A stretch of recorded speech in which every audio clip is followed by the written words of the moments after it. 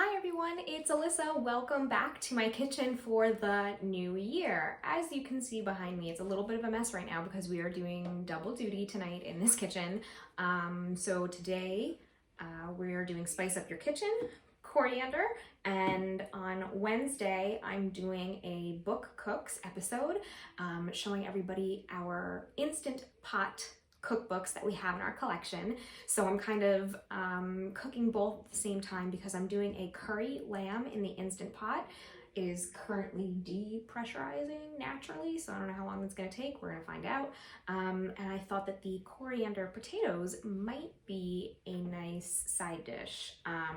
So one of the things about coriander actually is that it goes great with garam masala, which is made up of coriander, cumin, cardamom, I forget what else, it's right here, hold on. Cinnamon, black pepper, and some other spices. Coriander, and so that's what's in my lamb in my pressure cooker right now. Coriander actually is the seed for the same plant that cilantro comes from. And I know cilantro is totally controversial. I don't mind it. I actually quite like it in some dishes. My mom hates it, and I know it's like a genetic taste bud thing. But coriander does not taste like cilantro, but I would be curious to see if people who don't like cilantro, how they feel about coriander. Coriander is a lot more fragrant, fresh, and lemony. It's kind of citrusy. So it's a really nice accompaniment for my lamb in there, and wonderful on potatoes and with goat cheese, which is the recipe that I'm making today.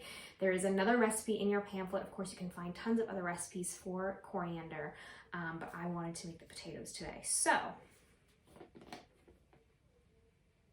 yeah, it's very citrusy and strong and fresh, and it's very refreshing. A little floral, but the lemon aroma comes through really strong. Okay, so for this recipe, the first thing that I did was I boiled some kind of like a waxier solid potato, not a russet. This is a baby Dutch. So I boiled these and then I let them cool.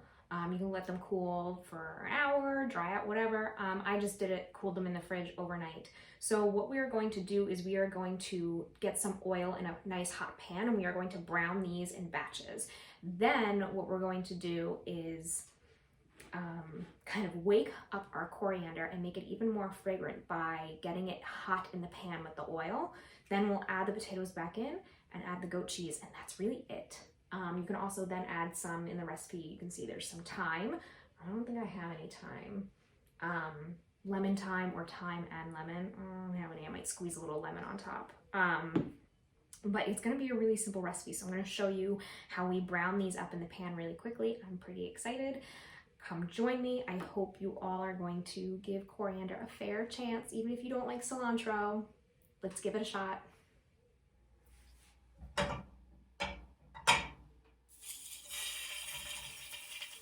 Okay, do you hear that sizzle? That's exactly what we're looking for when we put our potatoes in the pan with our oil. We want our oil to be hot so we get our potatoes to brown nicely and get some good flavor from the browning. I have avocado oil, you can use olive oil, and we're going to put them in batches. If we put them in batches like I'm doing, we don't overcrowd the pan, which then reduces the temperature, and they're not going to brown quite as nicely as we would like them to.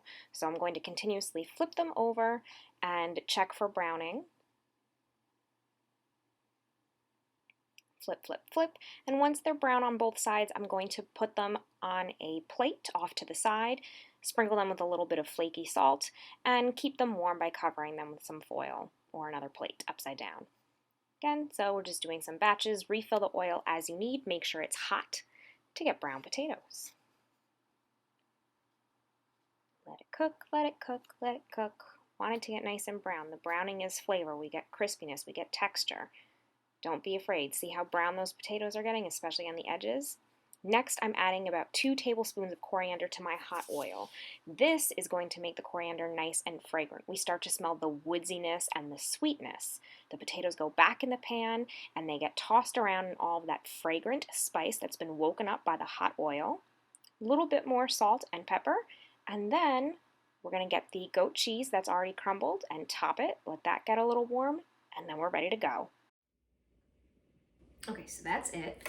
It smells amazing. It did not take that long to put together. It's amazing how when you warm up spices and oil in the pan like that, everything kind of starts to come alive and it gets a little nutty. At first I couldn't smell it and I kept checking it. And then as soon as I added the potatoes and everything warmed up together, I could smell that floral, citrus, and that kind of nutty toasting thing happening. And so I've got mine here. I'm gonna give it a try. My potatoes are crispy. I sprinkled some of that nice flaky salt on.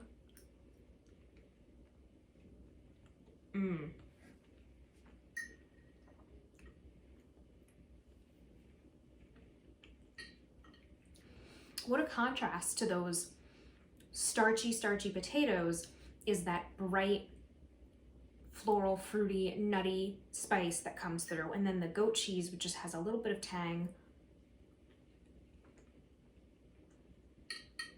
This is delicious. I highly recommend this.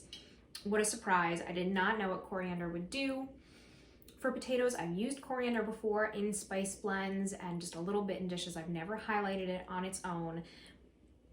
I didn't know. I had no idea. This is new for me too, and I highly recommend this dish. I have nothing else to say. I hope you give it a try. Have fun with your coriander, everyone. I will see you next month.